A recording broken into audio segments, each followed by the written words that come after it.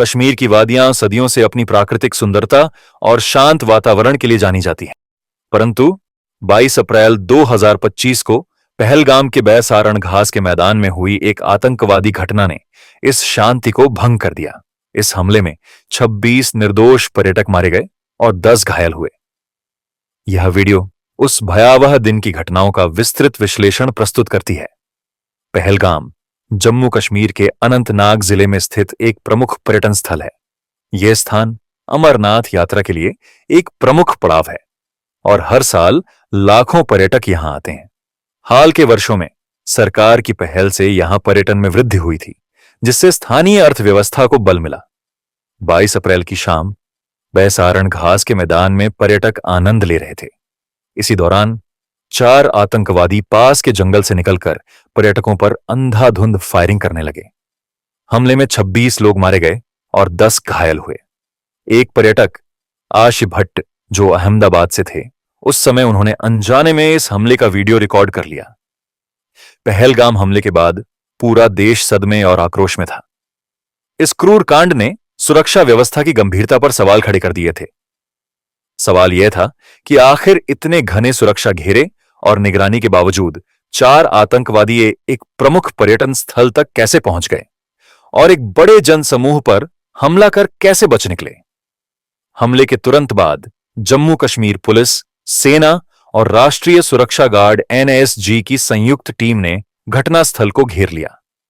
वहां से AK-47 rifle की गोलियों के खाली खोल, हैंड ग्रेनेड के अवशेष और एक टूटी हुई GPS डिवाइस बरामद की गई। इन सबूतों से यह स्पष्ट हुआ कि हमला पूरी योजना के साथ किया गया था और आतंकवादियों को क्षेत्र की पूरी जानकारी थी। सुरक्षा एजेंसियों ने घटनास्थल के पास लगे CCTV कैमरों, ड्रोन फुटेज और पर्यटकों के मोबाइल से मिले वीडियो की जांच की। कई वीडियो में हमलावरों के धुंधले चेहरे और उनकी चाल का अंदाज दिखाई दिया, जिससे उनके स्थानीय होने की संभावना और मजबूत हुई। यह भी पाया गया कि आतंकी पहलगाम के बाहरी जंगलों से पैदल चलते हुए बैसारण पहुंचे थे, ताकि किसी सुरक्षा नाके या गश्ती दल की नजरों से बचा जा सके। उन्होंने हमले के लिए ऐसे समय और स्थान का चयन किया जहां सुरक्षा बल अपेक्षाकृत कम संख्या में मौजूद थे। हमले के 2 दिन बाद, यानी 24 अप्रैल 2025, अनंतनाग जिले में एक गुप्त ऑपरेशन के तहत 2 संदिग्ध युवकों को गिरफ्तार किया गया। इनकी पहचान हुई। वसीम अहमद शाह उम्र 21 वर्ष, अदनान अहमद बेग उम्र 22 वर्ष। इन दोनों को हाइब्रिड आतंकवादी बताया गया। ऐसे युवा जो सामान्य जीवन जीते हैं, लेकिन समय समय पर आतंकवादी संगठनों के लिए गतिविधियां करते हैं। इनका उपयोग मुख्य रूप से एक बार के हमले, वन टाइम अटैक में किया जाता है, ताकि उनकी पहचान लंबे समय तक छिपी रह सके। गुप्तचर एजेंसियों ने स्थानीय मुखबिरों और इलेक्ट्रॉनिक सर्विलांस की मदद से इन दोनों तक पहुंचा। उनके मोबाइल फोन की लोकेशन और कॉल डेटा रिकॉर्ड ने यह सिद्ध किया कि हमले से एक दिन पहले वे पहलगाम क्षेत्र में सक्रिय थे।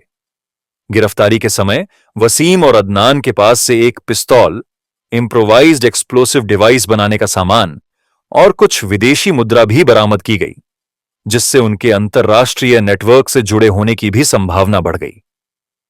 पूछताछ के दौरान वसीम और अदनान ने यह स्वीकार किया कि उन्होंने हमले को कश्मीर रेजिस्टेंस फ्रंट नामक नए आतंकी संगठन के निर्देश पर अंजाम दिया था। यह संगठन हाल ही में सोशल मीडिया पर सक्रिय हुआ था। दोनों ने बताया कि हमले की योजना पिछले 1 महीने से बनाई जा रही थी। उन्हें स्थानीय संपर्कों से हथियार और नक्शे मुहैया कराए गए थे। उनका उद्देश्य था अधिकतम संख्या में बाहरी पर्यटकों को निशाना बनाना, ताकि केंद्र सरकार को वैश्विक स्तर पर शर्मिंदा किया जा सके और कश्मीर को अस्थिर दिखाया जा सके। वसीम और अदनान के खुलासों के बाद सुरक्षा एजेंसियों ने बड़े स्तर पर तलाशी अभियान शुरू किया। कई स्थानों पर छापेमारी हुई, इसमें कई संदिग्धों को हिरासत में लिया गया। इन प्रयासों के तहत माना गया कि हमले में कुल 4 आतंकवादी शामिल थे, जिनमें से 2 अब भी फरार हैं। सुरक्षा बलों को संदेह है कि ये 2 हमलावर अब पाकिस्तान प्रशासित कश्मीर में भाग चुके हैं या फिर स्थानीय नेटवर्क द्वारा छिपा दिए गए हैं। प्रधानमंत्री नरेंद्र मोदी ने इस हमले की कड़ी निंदा की और दोषियों को सजा दिलाने का आश्वासन दिया। भारत ने पाकिस्तान पर आतंकवादियों को समर्थन देने का आरोप लगाया, जिसे पाकिस्तान ने खारिज किया। इस घटना के बाद भारत और पाकिस्तान के बीच तनाव बढ़ गया। पहलगाम का यह आतंकवादी हमला न केवल निर्दोष लोगों की जान लेने वाला था, बल्कि इसने कश्मीर की शांति और पर्यटन उद्योग को भी गहरा आघात पहुंचाया। यह घटना हमें याद दिलाती है कि आतंकवाद किसी भी समय, किसी भी स्थान पर हमला कर सकता है और इसके खिलाफ सतर्कता और एकजुटता आवश्यक है। अगर आपको यह वीडियो पसंद आया हो तो वीडियो को लाइक करें, शेयर करें और हमारे चैनल को सब्सक्राइब करना ना भूलें।